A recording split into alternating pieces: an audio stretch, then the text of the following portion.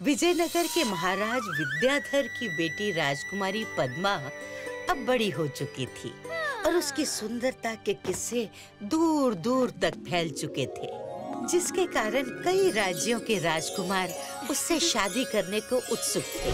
पर राजकुमारी पद्मा शादी का नाम सुनते ही मना कर देती थी और उसके पीछे एक अजीब सी कहानी थी। राजकुमारी, आपके विवाह के लिए एक से एक रिश्ते आए, पर आपको कोई लड़का पसंद ही नहीं आता। पिताजी, मुझे आपके सिवा किसी भी पुरुष पर भरोसा नहीं है, इसीलिए मैं किसी से विवाह नहीं करूंगी। परंतु ऐसे अकेले जीवन कैसे कटेगा? मैं तुमसे प्रार्थना करता हूँ कि किसी अच्छे से लड़के से विवाह कर लो। राजकुमारी का भरोसा लड़कों से उठ चुका था और ये बात आग की तरह हर जगह फैल चुकी थी। ये बात पड़ोसी राज्य उत्तम नगर के राजकुमार वेंकट को भी पता चली और सब जानने के बाद उसने राजकुमारी से मिलने की सोची और भेष बदलकर विजयनगर पहुंच गया। सुना है राजकुमारी को लड़के पसंद नहीं, पर इसके पीछे कोई तो कारण होगा। सबसे पहले मुझे उस कारण का पता लगाना होगा, पर किससे पूछूं? अरे इस बार छोड़ दे मुन्ना, अगली बार ज्यादा बोझ नहीं डालूंगा। बचाओ! भाई साहब सुनिए। अरे जी बोलिए।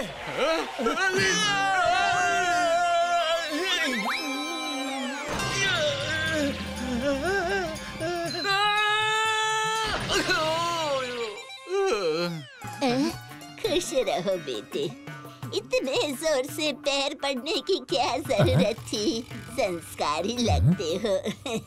चलती हूँ, नहीं तो राजमहल पहुँचने में देरी हो जाएगी। राजमहल? जो भी हुआ सही आदमी से मिला, इन्हीं से पूछता हूँ। काकी, अरे अम्मा, मैं उठा लेता हूँ। भला हो तुम्हारा बेटे। धन्यवाद काकी। क्या आप राजमहल में काम करती है? हाँ बेटे। ओह, फिर तो आप राजकुमारी पद्मा को भी जानते होंगे। हाँ बिल्कुल, बचपन से। काकी बुरा ना मानो तो एक बात पूछूं? हाँ पूछो। फिर ये बताओ कि राजकुमारी पद्मा लड़कों से नफरत क्यों करती है? क्या बताऊं बेटे, बहुत लंबी कहानी है। अब रास्ता भी तो लंबा है, कहानी सुनते सुनते रास्ता कट जाएगा। ठीक है, सुनाती हूँ। राजकुमारी को बचपन से ही एक दासी से बड़ा लगाव था। उसी दासी ने शुरू से ही उसकी देखभाल की थी और उसी दौरान वो रोज राजकुमारी को एक ही कहानी सुनाती थी। कहानी थी एक खूबसूरत मैना परिवार की, जिसमें मैना, उसका पति और 2 बच्चे थे। सब लोग खुशी खुशी अपने घोंसले में रहते थे, पर एक दिन पेड़ में आग लग गई। बेचारी मैना अपने पति से कहती रही कि वो उन्हें और बच्चों को कहीं सुरक्षित ले जाए, पर उसका पति तो ये सोचता रहा कि आग कुछ ही देर में बुझ जाएगी। देखते ही देखते पेड़ के साथ मैना और उसके बच्चे भी जल गए और उसका पति उन्हें छोड़कर उड़ गया। ये तो बहुत बुरा किया मैना के पति ने।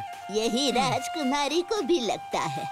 बार बार एक ही कहानी सुनने की वजह से वो इतनी प्रभावित हो गई कि धीरे धीरे उसे लगने लगा कि उसका ये जन्म उसी मैना का दूसरा जन्म है और पिछले जन्म में उसके पति ने उसके साथ इतना बुरा किया था, इसलिए वो हर लड़के से नफरत करती है। तो ये बात है। काकी, राजमहल आ गया। कहानी सुनाने के लिए धन्यवाद। जीते रहे बेटा। तो ये कारण है राजकुमारी के लड़कों के प्रति नफरत का। मुझे कुछ ऐसा उपाय सोचना पड़ेगा जिससे राजकुमारी की नफरत खत्म हो जाए। महाराज, मैं एक कहानीकार हूँ। मेरे पास रंग बिरंगे नए पुराने देश विदेश हर तरह और हर जगह की कहानियाँ हैं। अगर आप आदेश दे तो मैं वो आपको सुनाना चाहता हूँ। हाँ हाँ, क्यों नहीं, आदेश है। पर महाराज, मेरी एक शर्त है। कैसी शर्त? मैं किसी स्त्री से बात नहीं करूंगा और अपनी कहानी भी किसी स्त्री को नहीं सुनाऊंगा। ये कैसी शर्त है? क्या मैं इसका कारण जान सकता हूँ? जरूर महाराज। जब मैं कहानियों के लिए देश विदेश घूम रहा था, तब मैं एक साधु से मिला। उन्होंने मेरी सेवा से खुश होकर मुझे बताया कि पिछले जन्म में मैं एक नर मैना था। मैं अपनी पत्नी और बच्चों के साथ एक पेड़ में रहता था। फिर एक दिन उस पेड़ में आग लग गई और मेरी पत्नी हम सबको उस आग में जलता छोड़ वहाँ से चली गई। मैं उससे हम सबको बचाने को बोलता रहा, पर उसने मेरी एक ना सुनी और बस अपने प्राण बचा के चली गई। और जब से मुझे ये बात पता चली, मुझे स्त्रियों से नफरत हो गई। मैंने तय कर लिया कि मैं कभी भी विवाह नहीं करूंगा। रुक जाओ! तुम्हारा ये साहस कि तुम मेरी कहानी चुराओ। तुम कोई कहानीकार नहीं, चोर हो। सिपाहियों, बंदी बना लो इसे। महाराज, ये झूठ बोल रहा है। ये इसकी नहीं, मेरी कहानी है। और छोड़कर मैं नहीं, ये गया था हमें। मैं वही मैना हूँ जो पिछले जन्म में तुम्हारी पत्नी थी। नहीं महाराज, मेरी कहानियाँ बिल्कुल सच्ची है। झूठ तो ये बोल रही है। नहीं, तुम झूठ बोल रहे हो। राजकुमारी पद्मा और राजकुमार वेंकट की लड़ाई रुकने का नाम ही नहीं ले रही थी। दोनों को अपनी कहानी सच्ची लगती थी। महाराज विद्याधर ने जब ये देखा तो कुछ सोचकर उनकी लड़ाई को रोकने की सोची। रुको, ये मेरा दरबार है। यहाँ की मर्यादा कोई भंग नहीं कर सकता। इसके लिए तुम दोनों को दंड मिल सकता है। क्षमा महाराज। क्षमा कीजिए महाराज, पर आपके राज्य का ये कैसा न्याय है? मैंने तो बस एक ही शर्त रखी थी कि अपनी कहानी किसी स्त्री को नहीं सुनाऊंगा। एक तो मेरे शर्त का अनादर हुआ, ऊपर से मुझे बंदी भी बना लिया गया। खैर, अब बंदी बना ही लिया है तो फैसला भी सुना दीजिए कि आपके अनुसार किसकी कहानी सच्ची है, मेरी या राजकुमारी पद्मा की? न्याय और अधिकार का बहुत ज्ञान है तुम्हें। तुम कोई साधारण युवक नहीं। जल्दी से अपनी असली पहचान बताओ। ये महाराज का आदेश है।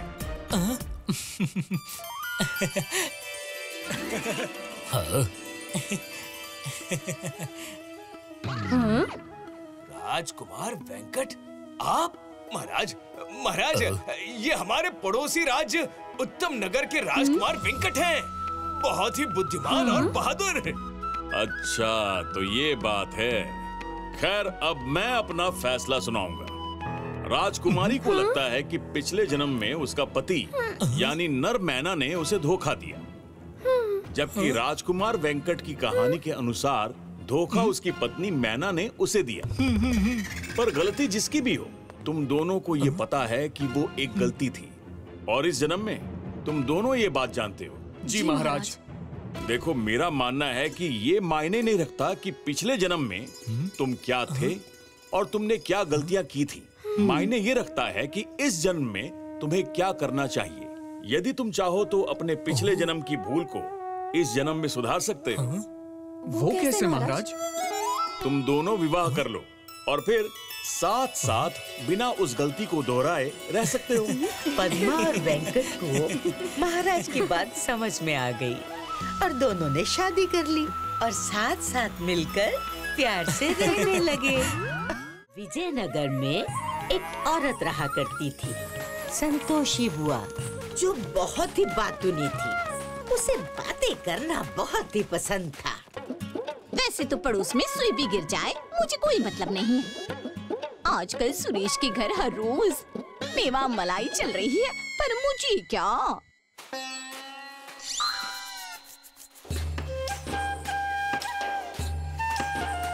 लगता है कोई बड़ी मछली फंसाई है उसने, पर मुझे क्या।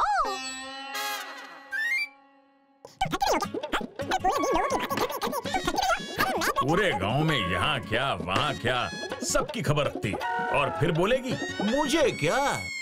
कल वापस आना। हाँ, आगे का कल बताऊंगी। अरे पूरे दिन लोगों की बातें करते करते तुम थकती नहीं हो क्या? हाँ?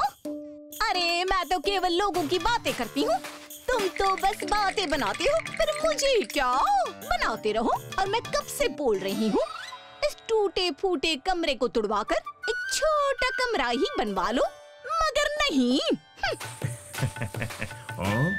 ये टूटा फूटा कमरा। हाँ, अरे संतोषी देख तो सही, अपने टूटे कमरे पर कितना सुंदर दुर्लभ कौवा बैठा है। दुर्लभ कौवा?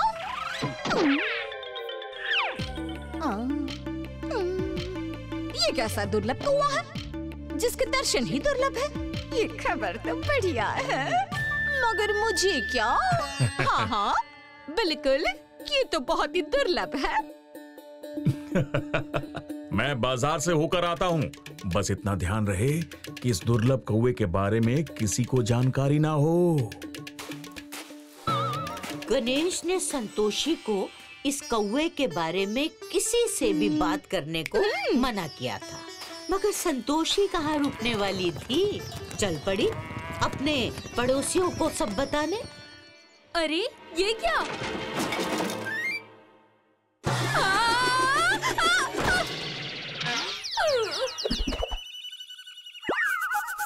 संतोषी तुम? अरे ऐसे कौन आता है? अरे आते जाते छोड़ बहना।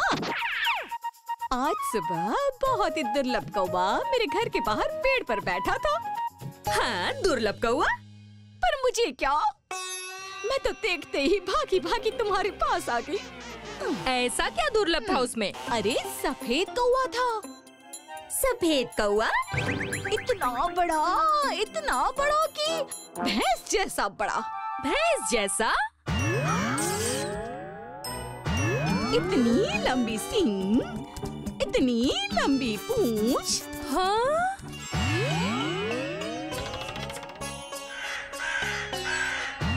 पूंछ वाला कौवा? अच्छा, और नहीं तो क्या? चलती हूँ। अच्छा, किसी को बताना मत। ऐसी खबर दी है कि चूल्हा जले न जले कलेजा जला दिया। अभी विमलावती को बताकर आती हूँ मैं।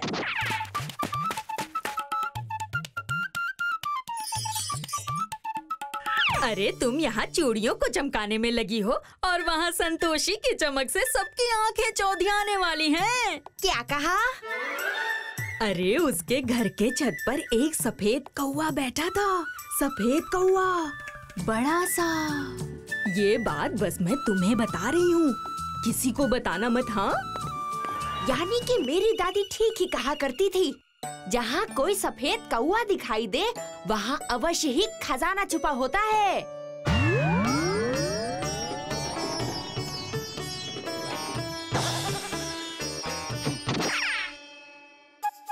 अजी सुनते हो? हाँ? जब भी कुछ लिखने वाला होता हूँ तुम सत्यानाश करने आ जाती हो। हाँ, सत्यानाश तो हम सबका होने वाला है। वहाँ संतोषी और गणेश बिना एक तिनका उठाए खजाने के मालिक बनने वाले हैं। तुम और तुम्हारे सपने। अरे सपना नहीं, सच कह रही हूँ। उनके घर पे आज एक दुर्लभ सफेद कौवा बैठा था जो कि बहुत बड़ा था। अरे यूँ कहो कि ऐरावत ही था वो, जिसका मतलब साफ है कि उसके घर के नीचे बहुत सारा खजाना छुपा हुआ है। क्या ये बात है?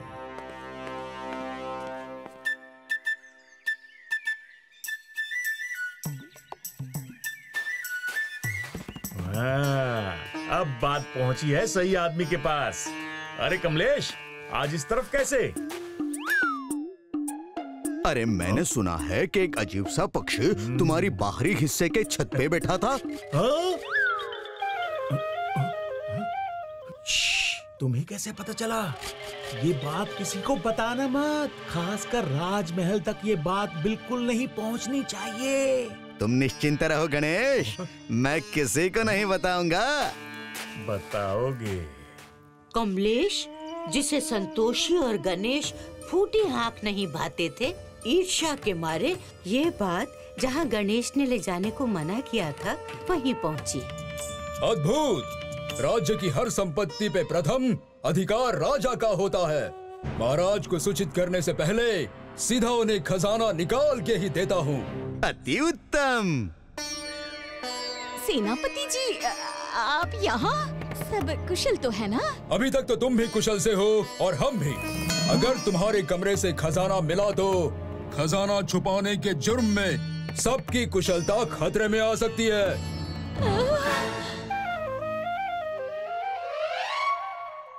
सिपाहियों, तत्काल उस टूटे कमरे को खोदने की तैयारी करो। क्या? आखिर वहाँ खुदाई शुरू हो गई। पूरा गांव खजाने के इंतजार में वहाँ खड़ा रहा।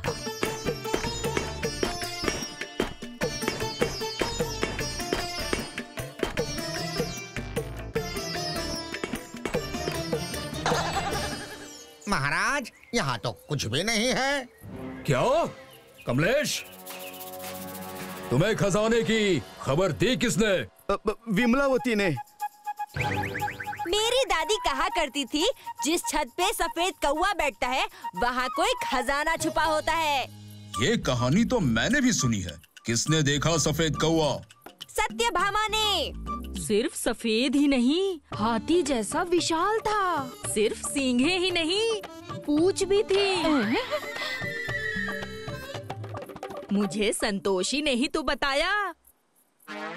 हाँ, बताया तो था, मगर क्या? जल्दी बताओ, नहीं तो तुम्हें कारावास में डाल देंगे। नहीं सेनापति जी, क्षमा कीजिए। मैं तो बस मुझे क्या पता था कि ये आपको बताते बताते खजाने का पता बन जाएगा। मुझे क्या? आज से इसका ध्यान रखना, नहीं तो तुम्हारे घर का पता कारावास होगा। चलो यहाँ से। चलो, कुछ नहीं था यहाँ। उस घटना के बाद संतोषी की बात कोई नहीं सुनता। अब तुम्हें लगेगा कि घर टूटने से गणेश खुश क्यों हो रहा है, क्योंकि संतोषी के बड़बोलेपन का फायदा उठाते हुए उसने अद्भुत कौवे की झूठी बात संतोषी से की, जिसके कारण बिना किसी मेहनत के ही उसने अपने टूटे हुए घर को तुड़वाकर अपना एक बड़ा सा बगीचा बनवा लिया। समझ गया अम्मा, अब मैं जो भी बोलूँगा सोच समझ के बोलूँगा। अरे तुम तो कहानी भी समझ गए और उसका सार भी। अब मैं चली केले के सूखे पत्तों को कटवाने। एक गरीब मगर चालाक लड़के सुमन की, जिसका इस दुनिया में कोई नहीं था, इसीलिए वो खुद ही गांव के किसी ढाबे पर काम करके अपना जीवन यापन करता था। सुमन गरीब था मगर दिलेर था।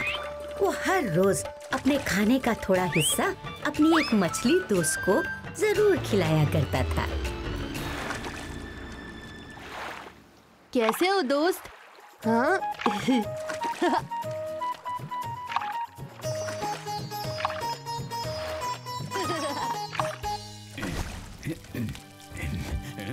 सुमन? ढाबे पर फुर्ती से काम करते हुए एक शातिर ठग चंटू की नजर उस पे पड़ जाती है और वो सुमन को अपने साथ चलने का ऑफर देता है। मुझे करना क्या होगा? बस 40 दिन आराम करना है और खाना पीना है, और 41वें दिन बस थोड़ी देर काम करना होगा, जिसके बदले पूरे 10 स्वर्ण मुद्राएं दूंगा। एक काम से पहले 9 काम के बाद। बताओ कैसी लगी 2 दूनी 4? ऐसा ऑफर सुनकर सुमन की आंखों में चमक आ जाती है और वो तुरंत ढाबे का काम छोड़कर चंटू के साथ चल पड़ता है।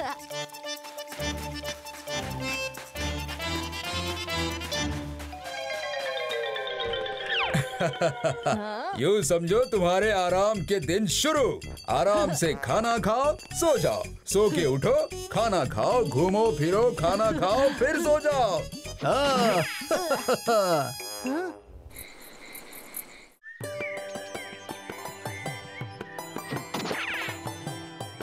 एक दिन पूरा हुआ। हाँ? हाँ?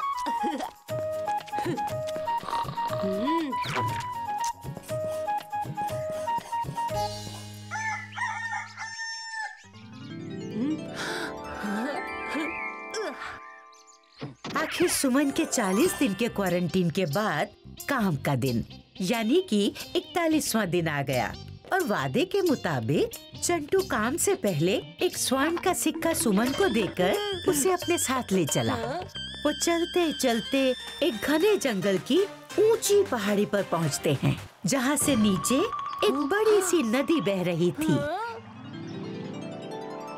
इस जंगल के फल बहुत ही कीमती होते हैं। मैं यहाँ से बहुत सारे फल लेकर जाना चाहता हूँ, मगर इस थैले में आ कितने सकते हैं मुझे ये नहीं पता। तो 2 दूनी 4, क्या तुम इस थैले के अंदर बैठ सकते हो ताकि मुझे ये थैला कितना वजन उठा सकती है इसका अंदाजा हो जाए? हाँ, क्यों नहीं।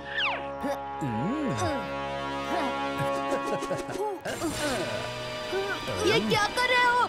निकालो मुझे। अरे 2 दूनी 4, बस थोड़ी देर की बात है।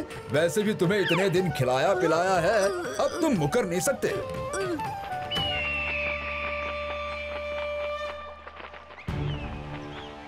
अरे मुझे निकालो, ये क्या कर रहे हो तुम? बचाओ, कोई है, बचाओ। हाँ, शाबाश। बचाओ।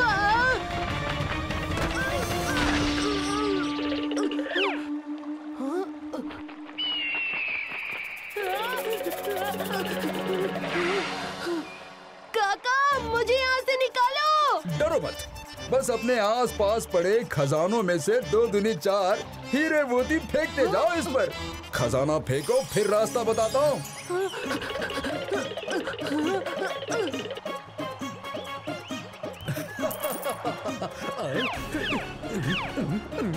अब तो बताओ काका। मूर्ख बालक, क्या तुम्हें आसपास नरकंकाल दिखाई नहीं दे रहे? तुमसे पहले भी कई लोग चिल का भोजन बन चुके हैं और अब तुम्हारी बारी है। अरे ये क्या कर रहे हो काका?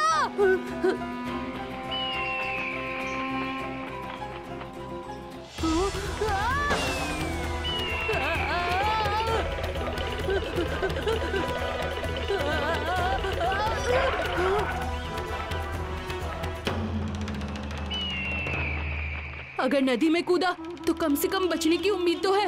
यहाँ तो ये चील कौवे मुझे पक्का नोच नोच कर खा जाएंगे।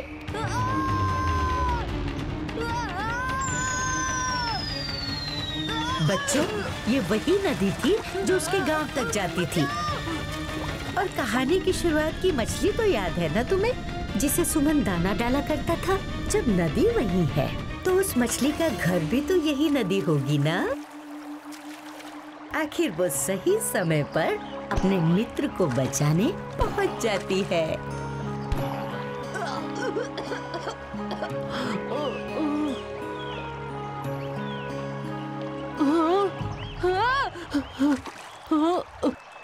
धन्यवाद मित्र, आज मेरे पास तुम्हें देने के लिए कुछ नहीं है। इस बात को कई दिन बीत जाते हैं। फिर एक दिन ठग चंटू फिर से गांव आकर अपना अगला शिकार ढूंढ रहा था। तभी उसकी नजर सुमन पर पड़ती है, जिसे देखकर वो दंग रह जाता है। 2 दूनी 4, तुम पहाड़ से वापस कैसे लौटे? सुमन था बहुत चालाक। उसने चंटू को फंसाने के लिए एक योजना बनाई। बहुत आसान था। आप जैसे ही मुझे छोड़कर गए, चील से बचते बचते भागते हुए मुझे एक गुफा मिल गई, जो सीधे पहाड़ के नीचे तक आती है। बस उसी में मैं नीचे तक आ गया। अच्छा, फिर तो उस गुफा से मैं पूरा खजाना 2 दूनी 4 कर सकता हूँ। सुमन बेटा, मुझे माफ कर दे बेटा, मैं तो तेरा काका हूँ। तुमने किसी को उस गुफा का पता बताया तो नहीं ना? अभी तक तो नहीं। शाबाश। तो क्या तुम मुझे उस गुफा का रास्ता बता सकते हो? इसके बदले मैं इतने पैसे दूंगा कि तुम्हारा रहना सहना खाना पीना सब 2 दूनी 4 हो जाएगा। अच्छा, मगर इस बार आप मुझे धोखा तो नहीं देंगे? नहीं, कभी नहीं। इस तरह उनकी बात पक्की हो जाती है और वो फिर से उसी पहाड़ी पर पहुंच जाते हैं। मगर इस बार चंटू खुद थैले लेकर पहाड़ी पर पहुंच जाता है।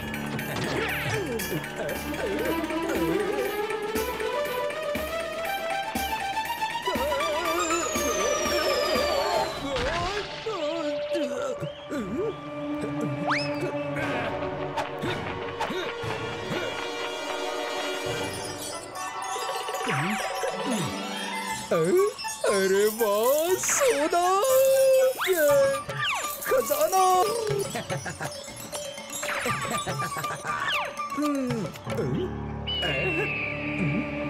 गुफा वाला रास्ता कहाँ है? कहाँ है गुफा का रास्ता? यहाँ तो कोई गुफा दिखाई नहीं दे रही है। कहाँ है गुफा? कौन सी गुफा? कैसी गुफा? अरे ये क्या 2 दूनी 4 कर रहे हो? तुम्हारी याददाश्त तो नहीं चली गई? ओहो काका, आप तो बहुत भोले निकले। जैसे आपने मुझे और मेरे जैसे कईयों को वहाँ भेजकर चील का भोजन बनाया, मैंने भी कोशिश की और आप फंस गए। वहाँ कोई गुफा नहीं है। क्या तुमने मुझे बेवकूफ बनाया?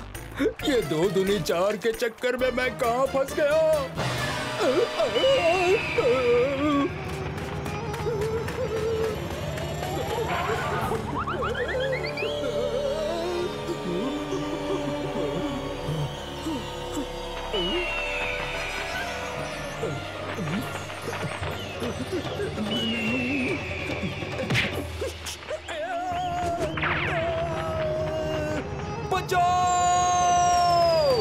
इस नदी में डूबने से बचाने के लिए सुमन के पास तो उसकी दोस्त मछली रानी थी, मगर ठग चंटू ने तो आज तक लोगों को ठगने का काम ही किया था, इसीलिए उसको बचाने वाला कोई नहीं था। If you like this video, subscribe to our channel Murthy Media.